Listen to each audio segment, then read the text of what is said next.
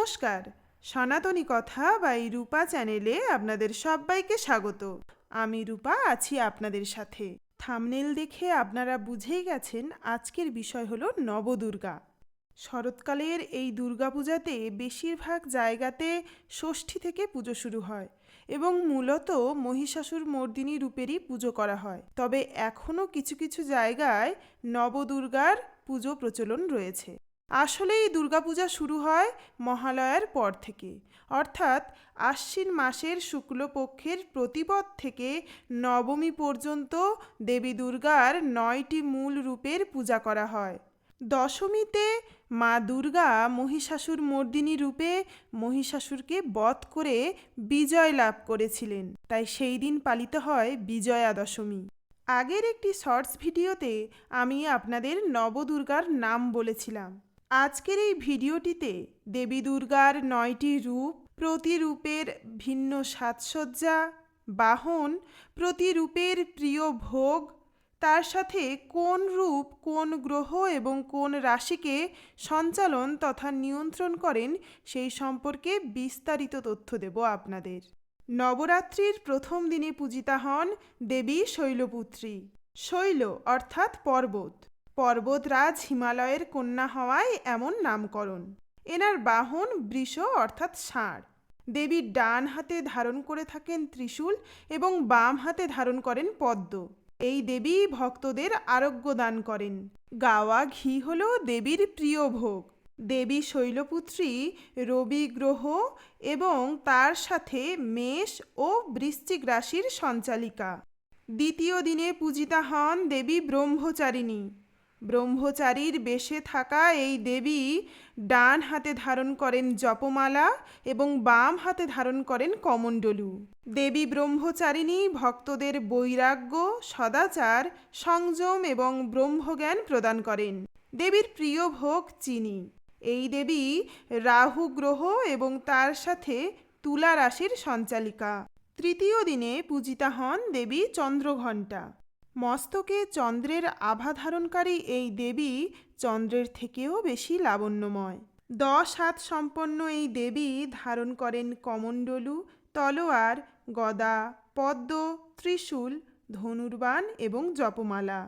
দেবী ভক্তদের শত্রু বিনাশ করে ভক্তের ওপর কৃপা করেন। এই দেবীর বাহন হল বাঘ। দেবীর প্রিয় ভোগ গরুর দুধ ও চিনির মিশ্রণ। এই দেবী কেতু গ্রহ এবং তার সাথে কন্যা ও মিথুন রাশির সঞ্চালিকা। চতুর্থ দিনে পূজিতা হন দেবী কুষ্মাণ্ডা। অষ্টভুজা এই দেবী হলেন মহাবিশ্বের স্রষ্টা।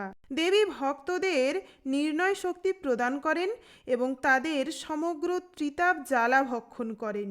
দেবীর বাহন হল বাঘ। দেবীর প্রিয় ভোগ মালপোয়া। এই দেবী চন্দ্রগ্রহের এবং তার সাথে ধনু রাশির সঞ্চালিকা। নবরাত্রির পঞ্চম দিনে পূজিতা হন দেবী স্কন্দমাতা। দেব সেনাপতি স্কন্দ অর্থাৎ কার্তিকের মা তিনি। দেবীর বাহন হল সিংহ। এই দেবী ভক্তের বুদ্ধির বিকাশ ঘটান এবং সুসন্তান প্রদান করেন। দেবীর প্রিয় ভোগ পাকা মর্তমান কলা। এই দেবী মঙ্গল গ্রহ এবং তার সাথে কুম্ভ রাশির সঞ্চালিকা। নবদুর্গার ষষ্ঠ রূপটি হল দেবী কাত্যায়নী। কাত্যায়ন ঋষির আশ্রমে আবির্ভাবের কারণে এমন নামকরণ। কাত্যায়নী দেবী ভক্তদের সৌন্দর্য এবং আকর্ষণ শক্তি প্রদান করেন। এই দেবীর বাহন হল সিংহ। দেবীর প্রিয় ভোগ মধু। এই দেবী বুধ গ্রহ এবং তার সাথে মকর রাশির সঞ্চালিকা। সপ্তম দিনে পূজিতা হন দেবী কালরাত্রি। কৃষ্ণবর্ণা, খারাপ শক্তি বিনাশকারী এই দেবীর বাহন হল গর্ধব অর্থাৎ গাধা। 108টি জবা ফুল দ্বারা দেবীর পূজা করার বিধান আছে। এই দেবীর প্রিয় ভোগ আখের গুড়। এই কালরাত্রি দেবী শনি গ্রহ এবং তার সাথে সিংহ রাশির সঞ্চালিকা।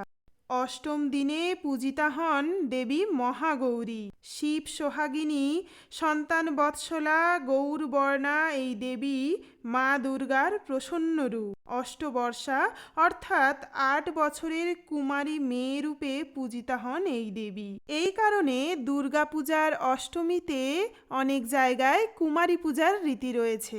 চতুর্ভুজা এই দেবী তার হস্তে ধারণ করেন পদ্ম, ত্রিশূল এবং ডমরু। দেবীর প্রিয় ভোগ ছোলা, নারকেল এবং হালুয়া। এই দেবী বৃহস্পতি গ্রহ এবং তার সাথে বৃষ রাশির সঞ্চালিকা। দুর্গাপূজার নবম দিনে পূজিতা হন দেবী সিদ্ধিদাত্রী।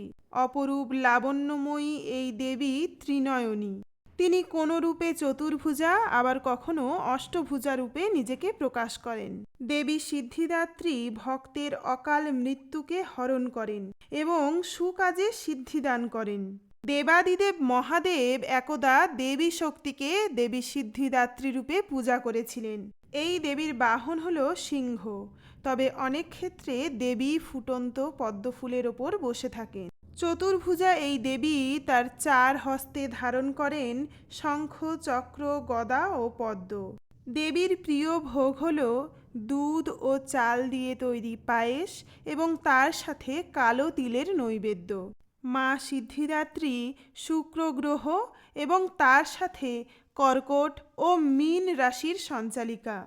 এই ছিল আজকে 9 রূপে নবদুর্গার বিশেষ কাহিনী। দুর্গাপুজো তো এগিয়ে এলো, আর দুর্গাপুজোর একটি অবিচ্ছেদ্য অংশ হলো সন্ধি পূজা। এই সন্ধি পূজা এবং সন্ধি পূজা দর্শন করা দুয়েরই জন্য রয়েছে কঠোর নিয়ম। সন্ধি পূজার দিন অনিয়ম করে মায়ের কোপে পড়ছেন না তো আপনি? সন্ধি পূজার নিয়ম নিয়ে খুব তাড়াতাড়ি ভিডিও আসতে চলেছে আমার এই চ্যানেলে। মায়ের কৃপা পেতে অবশ্যই সেই নিয়মটি আপনার জানা দরকার। তাই সেই ভিডিওটি পেতে অবশ্যই সাবস্ক্রাইব করে রাখুন আমার চ্যানেল সনাতনী কথা বাই রূপা। আর হ্যাঁ, বেল আইকনটি প্রেস করে অল করে রাখবেন। দেখবেন বেল আইকনটি সাদা থেকে কালো হয়ে গেছে। এটা করলেই আমার আপলোড করা প্রতিটি ভিডিও সবার আগে পৌঁছে যাবে আপনার কাছে। ধন্যবাদ সবাইকে।